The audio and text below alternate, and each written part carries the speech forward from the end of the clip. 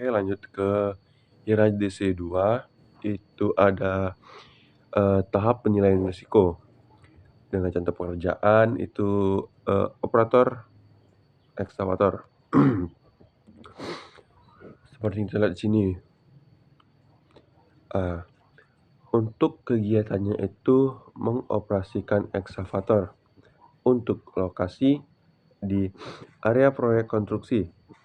Safety-nya 4, likelihood-nya itu 3, nilai risikonya itu 12, tingkat risikonya itu tinggi. Pengendalian risiko saat ini itu dengan penggunaan APD dan inspeksi rutin alat. Safety-nya 2, likelihood-nya 2, nilai risikonya 4 dengan tingkat risiko itu rendah. Kedua, mengangkat material berat. Untuk lokasinya itu ada di area proyek konstruksi. Safety-nya itu 3, likelihood-nya itu 4, nilai resikonya itu ada 12, tingkat risikonya itu tinggi.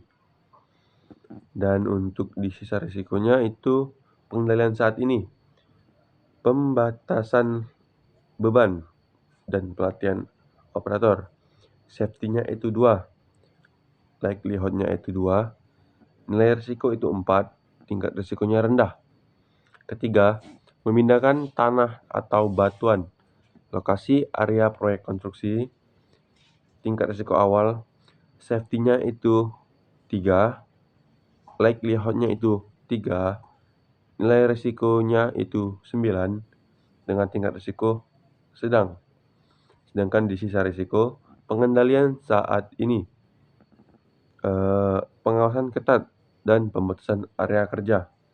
Safety-nya itu 2, likelihood-nya itu 1, nilai risiko itu 2 dengan tingkat risiko rendah. Keempat, menggali parit. Lokasi area proyek konstruksi, tingkat risiko awal, safety-nya itu 4, likelihood-nya itu 3, dan nilai risikonya itu 12, tingkat risikonya tinggi. Pengendalian risiko saat ini, penggunaan alat penguat dinding parit. Sisa risiko, safety 2, likelihood 2, nilai risikonya 4 dengan tingkat risiko rendah. Yang kelima, mengoperasikan ekskavator di area sempit. Lokasi area proyek konstruksi, tingkat risiko awal, safety-nya itu 3, likelihood-nya itu 4, nilai risikonya itu 12, tingkat risikonya itu tinggi. Pengendalian risiko saat ini, pengawasan tambahan, penambahan area. Untuk sisa risikonya, safety-nya itu 2, likelihood-nya itu 2, nilai risiko itu 4, tingkat risikonya rendah. Keenam, pemeliharaan ekskavator. Lokasi area proyek konstruksi, safety-nya itu 4, likelihood-nya itu 3, nilai risikonya 12, tingkat awal sedang, itu di tingkat risiko awal. Pengendalian risiko saat ini, pelatihan teknisi, prosedur pemeliharaan standar. Sisa risiko, safety-nya itu 2, likelihood-nya itu 1, nilai risikonya itu 2, berarti tingkat risikonya rendah. Dan ketujuh,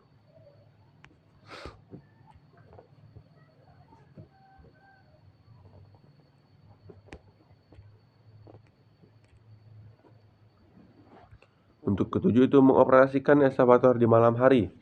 Untuk lokasi area proyek konstruksi, untuk tingkat risiko awal itu safety-nya 4, likelihood-nya itu 3, nilai risiko itu 12, jadi tingkat risikonya itu tinggi. Untuk pengendalian risiko saat ini, pencahayaan tambahan, penggunaan APD relatif. Sisa resikonya itu safety-nya itu 2, likelihood-nya itu 2, nilai resikonya itu 4. Berarti tingkat resikonya rendah. Dan ke-8, mengoperasikan eskavator di cuaca buruk. Untuk lokasi area proyek konstruksi, untuk tingkat resiko awal itu safety-nya itu 4, likelihood-nya itu 4, dan nilai resikonya itu 16. Untuk tingkat resikonya itu sangat tinggi. Pengendalian risikonya saat ini, penghentian operasi saat cuaca buruk. Sisa risiko, safety-nya itu 3, likelihood-nya itu 2, dan nilai risikonya itu 6. Tingkat risikonya sedang. Yang ke-9, menggunakan eskavator untuk memindahkan pipa. Untuk lokasi area proyek konstruksi, untuk tingkat risiko awal, safety-nya itu 3, likelihood-nya itu 3, nilai risikonya itu 9, berarti tingkat risikonya rendah. Dan pengendalian risiko saat ini, penggunaan alat bantu dan pengawasan yang kuat. Untuk sisa risikonya, safety-nya itu 2, likelihood-nya itu 1, dan nilai risikonya itu 2.